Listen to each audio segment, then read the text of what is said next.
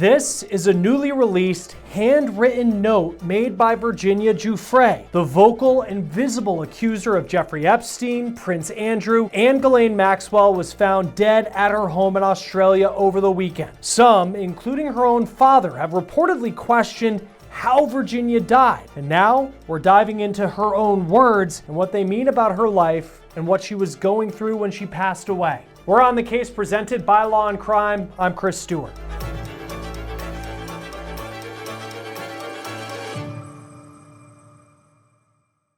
We just got some new information in about Virginia Giuffre, now days after she was found dead at her home in Australia.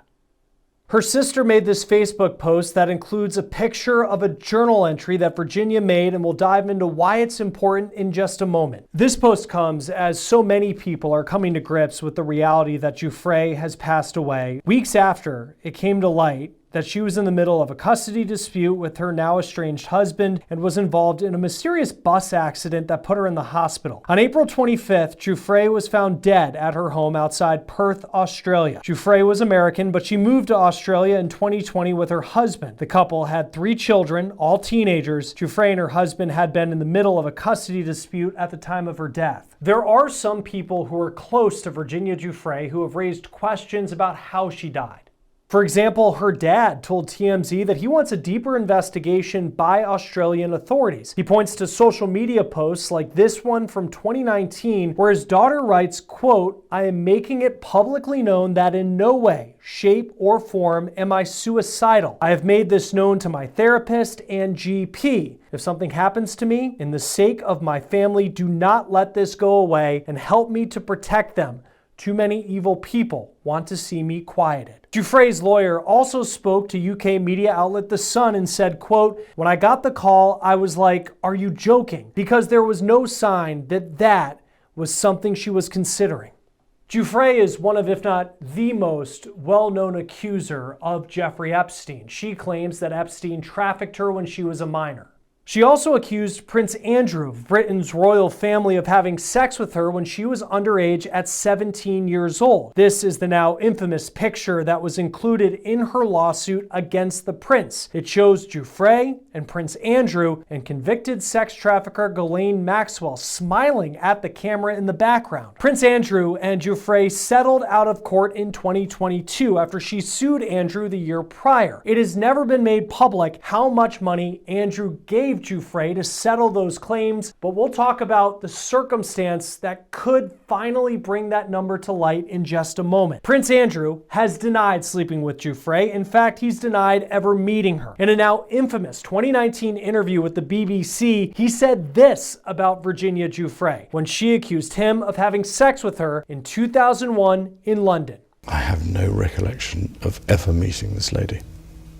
None whatsoever." You don't remember meeting her? No. Giuffre had claimed that the prince bought her drinks and they dined together and they danced together at a posh, members-only nightclub in London. Prince Andrew said he never spent time with Giuffre, and he claimed that on the date that she claimed that they were together, he was actually with his kids, and he went on to say that he didn't know where the bar was at that nightclub because he doesn't drink. And in what was an infamous moment as part of this infamous interview, Andrew disputed Giuffre's description of him profusely sweating. He said this to the BBC in that 2019 sit-down interview. There's a slight problem with the sweating because I have a peculiar medical condition, which is that I don't sweat, or I didn't sweat at the time. Giuffre claimed that she met the prince through Ghislaine Maxwell. The former socialite is now a convicted sex offender. She is living a much different life these days. Here's her mugshot from 2022 at the Metro Detention Center in New York. She is currently serving 20 years in prison on 5 sex trafficking charges related to the now dead financier, Jeffrey Epstein. Epstein, of course, died in his jail cell in 2019 after he was arrested on federal federal sex trafficking charges. The medical examiner said he hung himself. But of course, there have been questions surrounding Epstein's death and whether that actually happened. But Epstein's death isn't the only one that has raised questions and brought even more attention to this story. Giuffre now joins a tragic list of people associated with the late financier. According to Fox News, Virginia Giuffre is the third accuser of Jeffrey Epstein to die. But in life, Virginia Giuffre was not afraid to speak her mind, to first accuse people powerful and the people connected to the powerful like Prince Andrew and Jeffrey Epstein. Giuffre told CBS News this in 2020 about Maxwell. She is a monster. She's worse than Epstein.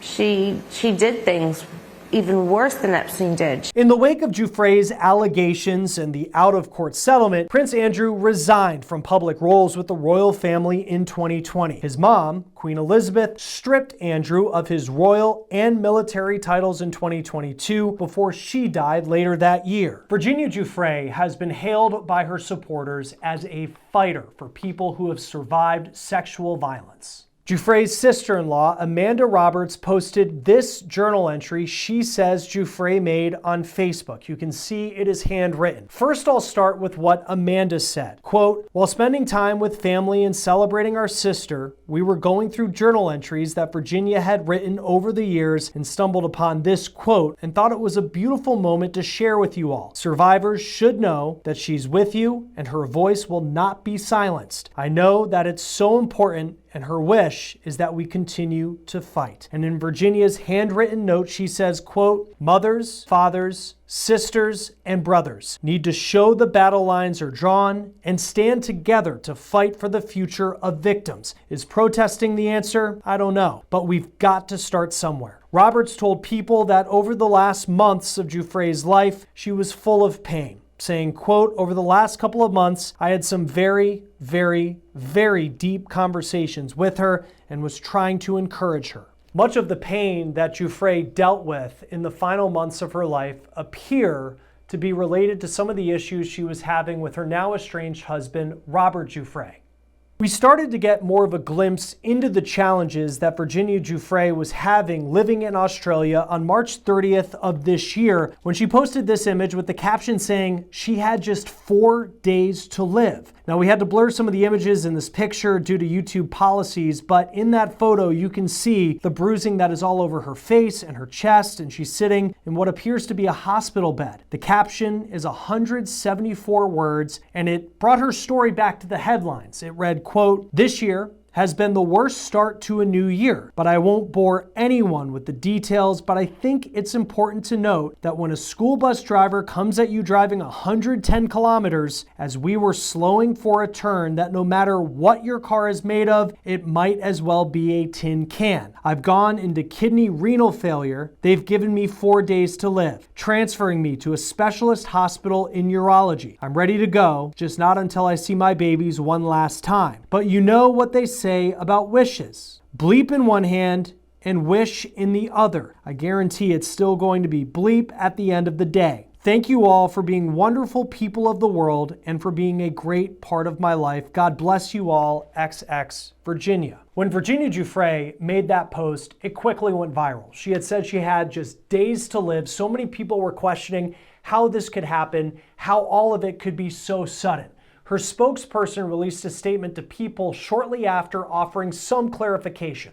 That statement said, quote, "Virginia thanks everyone for the outpouring of love and support. She is overwhelmed with gratitude. Today she remains in serious condition while receiving medical care. On March 24th, in rural Western Australia, a school bus hit the car in which she was riding. The police were called, but said that there was no one available to come to the scene. They asked if anyone was injured and suggested that if they were, they should make their way to the hospital." Giuffre's statement then goes on to say that she actually didn't mean to post this caption saying that she had 4 days to live publicly. Instead, it was meant for a private Facebook group. Australian police have told media outlets that no one was reported injured in that crash, and the car involved sustained roughly $2,000 in damage, and the bus driver had reported the incident the next day. In the wake of that story about the bus crash, a lot came to light related to Virginia Giuffre's custody battle and her arrangements with her estranged husband, Robert Giuffre.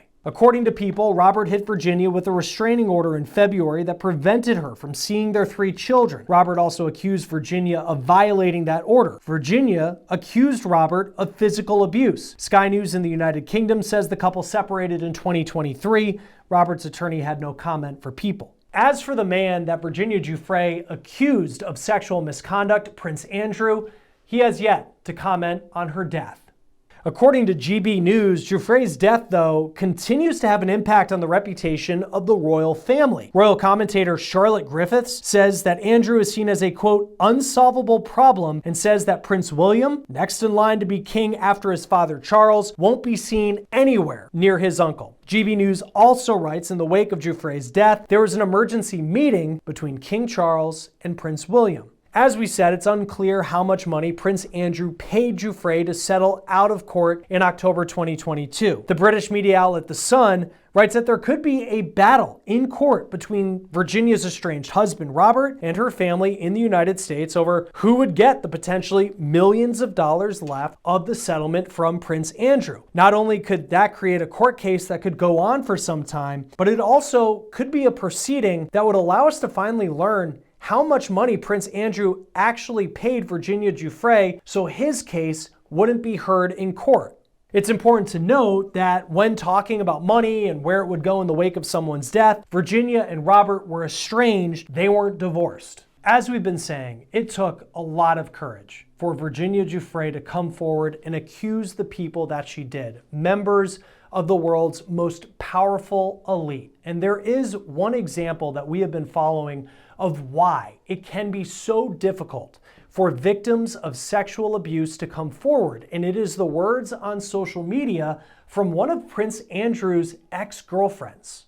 Her name is Victoria Hervey. She's a model and socialite. And when you look at her Instagram, you can see she has a playlist of story posts attacking Giuffre since that bus crash in March. One of them reads, "The pain caused by her lies, destroying lives and tearing families apart, all for money, is no small thing. She has a lot to answer for. I call this divine judgment by God. People often say karma has a way of catching up," and quote, "As Ghislaine Maxwell put it, Virginia is a fantasist." That post clearly showing that she supports Maxwell, now a convicted sex offender serving 20 years in U.S. prison. Here's that picture once again showing Maxwell in the background of the infamous photo of Giuffre and Prince Andrew. But even after Giuffre died, Hervey continues to post like she did here with this headline from an Australian media outlet that just writes, "Karma." Giuffre's family did release an official statement after her death saying that Virginia took her own life.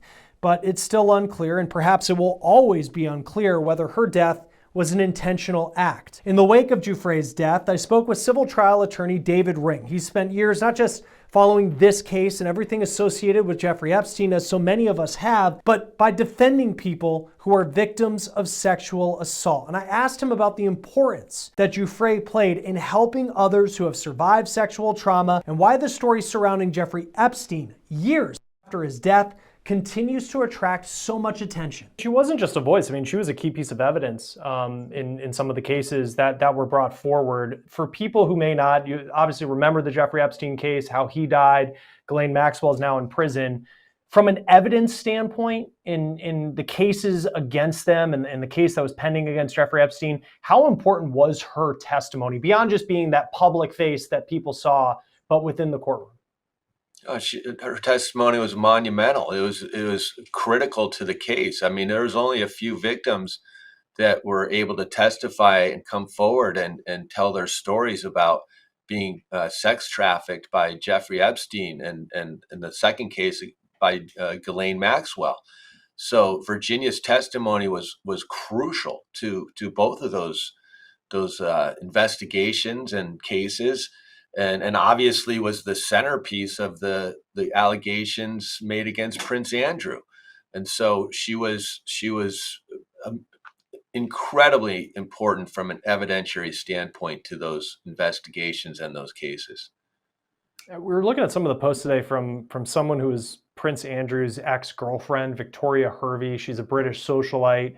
I know we talked about some of the posts that she had last time that we spoke about this, just attacking Virginia Giuffre's story, seemed to point and speak glowingly of Ghislaine Maxwell, who's in prison on sex trafficking charges, a conviction of that. How does that public attack from someone who is a socialite, how does that impact a victim? And it's a unique case for Virginia Giuffre, but I'm sure in your line of work, you've seen cases where you do have these people who accuse someone's story in saying that it didn't happen or that they're lying against someone who's more powerful. Absolutely. I mean, it happens every case because you're going to have everyone who supports the perpetrator calling the victim a liar and a fraud. And so when Virginia came forward and brought her accusations against Prince Andrew, and everyone knew Virginia's identity, you can imagine what she must have seen on social media and on the internet from his supporters that really, went after her and accused her of all sorts of nasty things, of being a liar and making things up and all of that. And you can imagine the toll that would take on a person to see that kind of just nasty verbal abuse day in and day out. And as you brought up, Chris, it hasn't ended. Even now, some ex-girlfriend of Prince Andrew has for some bizarre reason made it important to completely still talk trash about Virginia and saying these incredibly nasty, outrageous things about her, even after her death, saying things like karma and things like that on her social media posts. Absolutely bizarre, but very, very sad, and you can see the toll that takes on a victim. It's unfair, and that makes them all the more courageous for coming forward and persevering through things like that. I know that Virginia had a somewhat complicated family dynamic. Her family released a statement initially saying that she had taken her own life. Then her father speaks to TMZ and says, well, wait a second, there could be some questions. We talked about the lawyer there. She was reportedly in the middle of a divorce. She had been separated from her husband in Australia, but there was she was in the process of officially being divorced.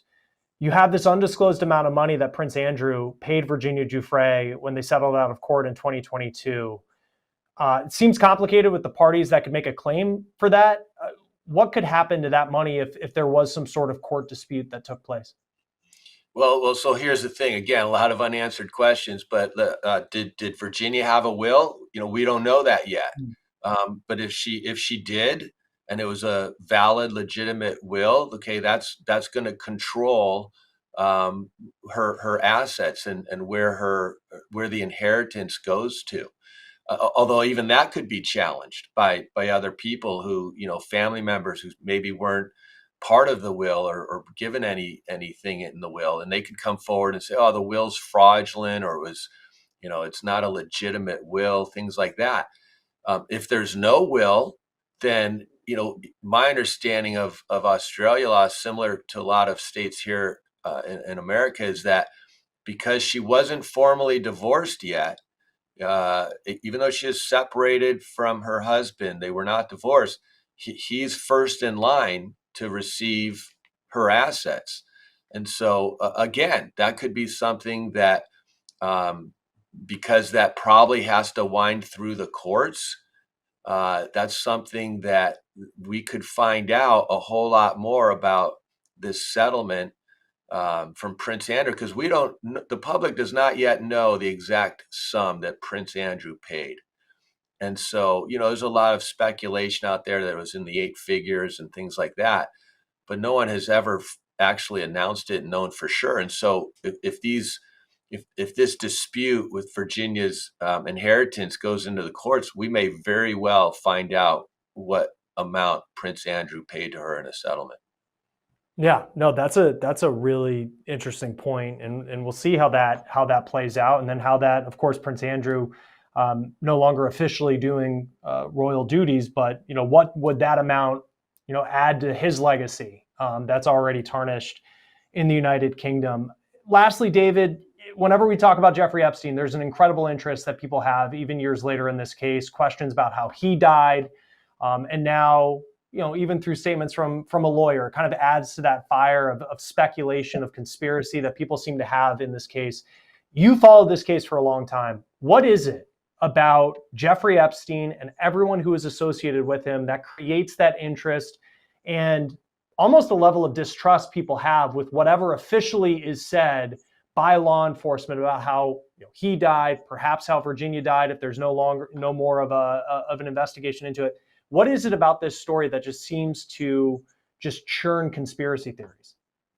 Yeah, well, look, Epstein was obviously an incredibly powerful person who had access to the most powerful people in this country, including presidents. And so, all the financial wealthy people that he knew and hung around with and was associated with, and his own wealth. And so, the controversy around Epstein's suicide will go on for a long time, because there's a lot of questions about whether he killed himself in jail, or whether he was killed by someone else to silence him. That's going to be going on for a long time. We'll probably never have an answer to that. And it's sad. You can see the trail of tragedy that he's left behind. And this is another example of it with Virginia Giuffre and all the turmoil in her life. And I think by all accounts, it seems as if she's either accidentally or maybe intentionally took her life. I don't think anyone's saying there's other people involved, but it's still a tragedy, and it shows you that these victims of abuse, even as they get older in life, they still experience the trauma. They still have a lot of issues that flow from it. And just because they receive some settlement, some monetary settlement, that does not cure all of their issues that they have in life by any means. No, incredibly well put, incredibly sad development in the story involving Virginia Giuffre, civil trial attorney David Ring. It's always great to have you on Law and Crime. Thanks for joining us.